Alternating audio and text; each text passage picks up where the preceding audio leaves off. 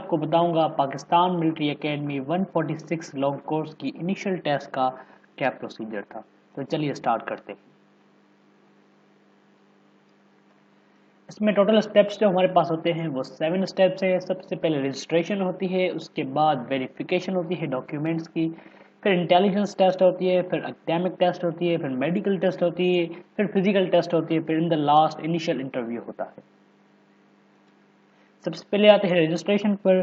Pakistan military academy के जो long course का टेस्ट होता है वो एक साल में हर 6 महीने के बाद रिवाइज होता है, यानी साल में 2 मरतबा होता है।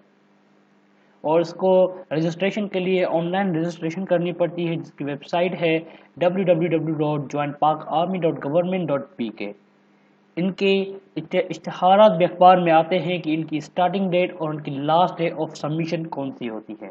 और अगर आप इस वेबसाइट पे जाएंगे तो आपको इसकी कोर्स डिटेल का पता चल जाएगा और आप उधर रजिस्ट्रेशन भी करवा सकते हैं और आपको उसका लास्ट डेट भी पता चल जाएगा। तो रजिस्ट्रेशन करवाने के बाद हमारे पास एक ऐसी स्लिप आ जाती है जिसमें हमारा एप्लीकेंट आईडी लिखा होता है, नेम लिखा होता है, CNIC लिखा होता है, या फिर आपने जो फॉर्म भरते वक्त जो आपने सेंटर चूज़ किया था वो लिखा होता है, और रोल नंबर लिखा होता है, टेस्ट डेट लिखी होती है और टेस्ट टाइम लिखी होती है। उसके बाद जब आप वो डेट जो आपको एग्जामिनेशन स्लिप में दी गई है उसी डेट पर आप जब जाएंगे तो सबसे पहले स्टार्टिंग में होती है वेरिफिकेशन डॉक्यूमेंट्स। इसमें आपके पास जो डेट दी गई है वो एक दिन में दो उसमें चलते हैं, एक दिन में 2 सेशंस होते हैं, एक सुबह 7 से 9 तक और दूसरा 1 बजे से 3 बजे तक। तो जब आप उधर जाएंगे तो सबसे पहले आपके डॉक्यूमेंट्स वेरीफाई किए जाएंगे, जिसमें सबसे पहले आपसे रजिस्ट्रेशन फीस ली जाएगी, वो 300 रुपीज़ होती है।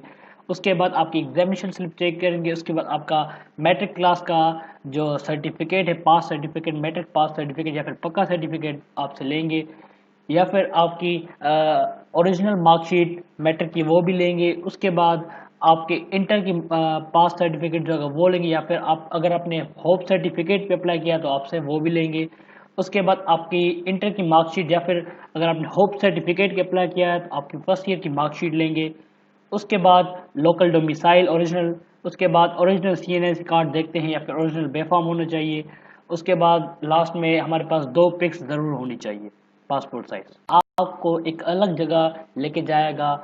उसके बाद आपको जो एग्जामिनेशन स्लिप मैंने दिखाई थी उसके 2 पार्ट्स होते हैं, एक अपर वाला एक लोअर वाला।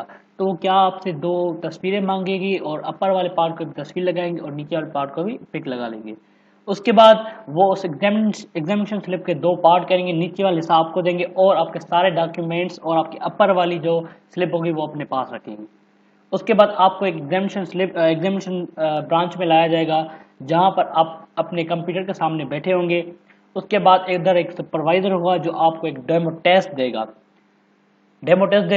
उसके बाद आपको वो कहेगा कि आप अपने कंप्यूटर स्टार्ट करें। जब आप अपने कंप्यूटर स्टार्ट करेंगे तो आपके सामने कैंडिडेट रोल नंबर होगा जो आपको लिखना होगा। जब आप वो लिखेंगे उसके बाद आपके पास वर्बल इंटेलिजेंस की डेमो टेस्ट आएगी। इस डेमो टेस्ट का जो एक्चुअल मार्क्स होते हैं इसके कोई रिलेटेड नहीं होता, ये जैसे डेमो होती है। तो जैसे ही वर्बल इंटेलिजेंस टेस्ट स्टार्ट होगी, इसके टोटल MCQ 84 होते हैं, आपके पास टाइम 30 मिनट्स का होता है और इधर से स्किप सिस्टम भी होता है। मतलब अगर आपको कोई MCQ नहीं आ रहा या फिर वो MCQ बड़ा टाइम ले रहा है तो आप स्किप वाले ऑप्शन को दबाएंगे और इन द लास्ट अगर आपके पास टाइम बचता है तो आप वही स्किप वाले सवाल को फिर से उसको आंसर कर सकते हैं।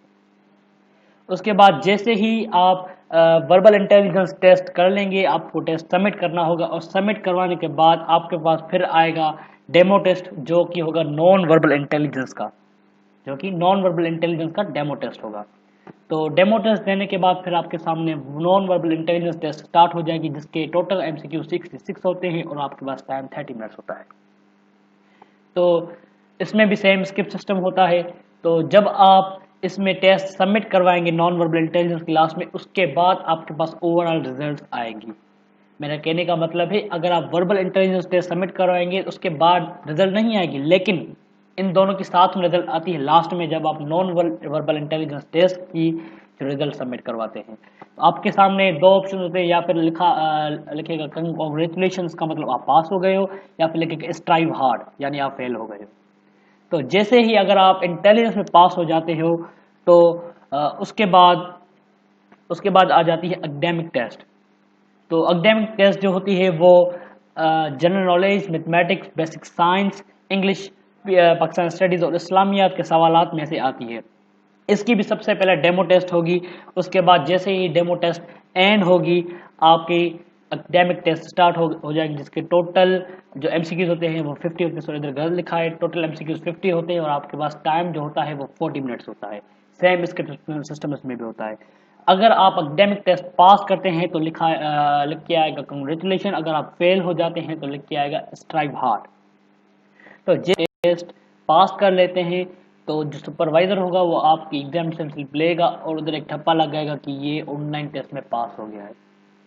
तो उसके बाद होती है मेडिकल टेस्ट। मेडिकल टेस्ट में सबसे पहले नॉन कमीशन का एक ऑफिसर होता है उधर, वो आपकी हाइट चेक करता है और रूल के हिसाब से हाइट कम से कम 5.4 फीट होनी चाहिए।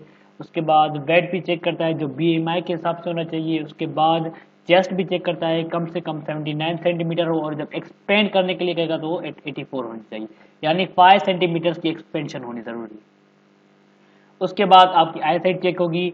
आपकी आई साइट 6x6 होनी चाहिए, चाहे आपको ग्लासेस लगे हों या नहीं लगे हों, लेकिन आपकी आई साइट 6x6 होनी चाहिए। अगर आप ग्लासेस पहनते हो तब भी आपकी आई साइट 6x6 होनी चाहिए ग्लासेस पहनने के बाद।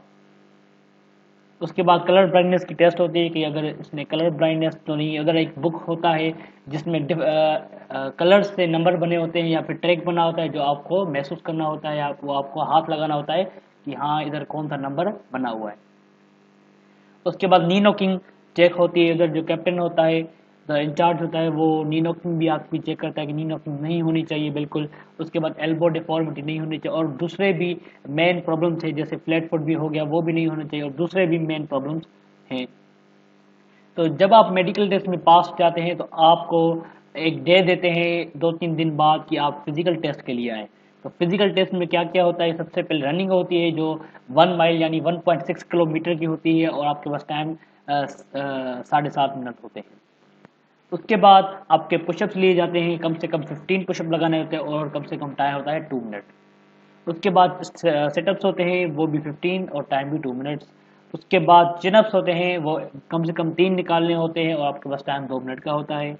उसके बाद डिच क्रॉसिंग होती है जो 7x7 जो फीट की डिच होती है, उधर आपको जंप लगाना होता है और उसकी डेप्थ 4 फीट की होती है।